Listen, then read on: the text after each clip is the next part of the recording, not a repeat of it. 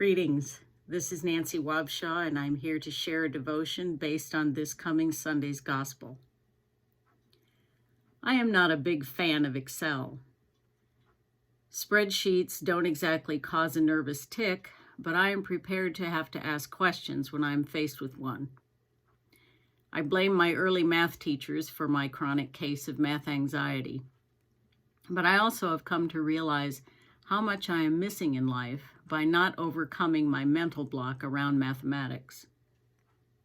Sunday's gospel is a simple lesson in God's economy, his spreadsheet, if you will.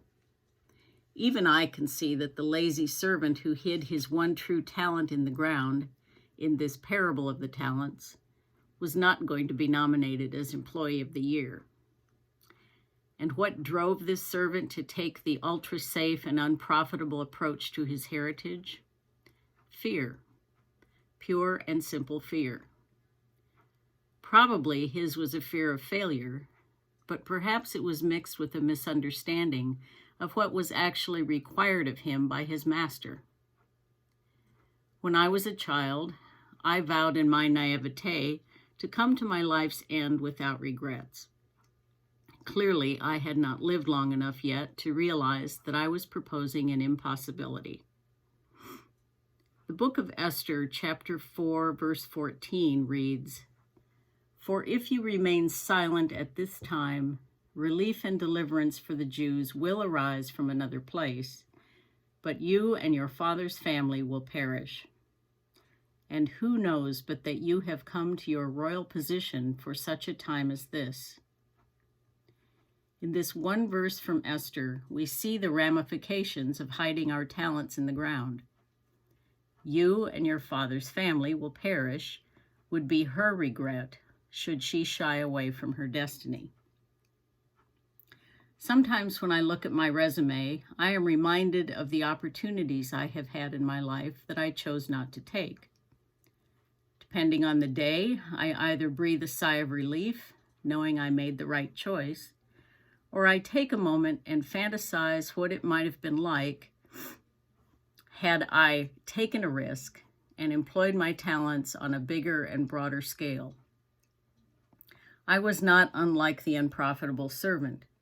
Simply put, I was afraid.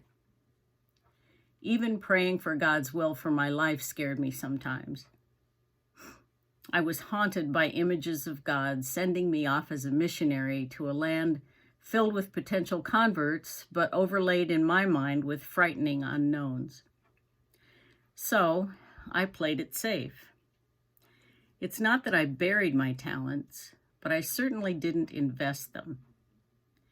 I simply spent them. Perhaps I did some good, but perhaps I missed a greater good. I think that is something of what this parable is trying to tell us. John Wesley commented on this servant by saying, "So, mere harmlessness, on which many build their hope of salvation, was the cause of his damnation." Gulp. I don't believe we are in imminent danger of damnation if we, with however much trepidation, continue to seek God's face and God's will. But again, I don't get to judge any of it, and neither do any of us.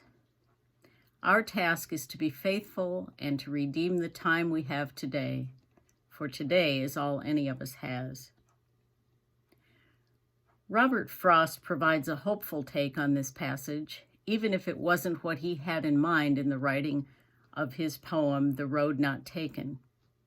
He wrote, "I shall be telling this with a sigh, somewhere ages and ages hence.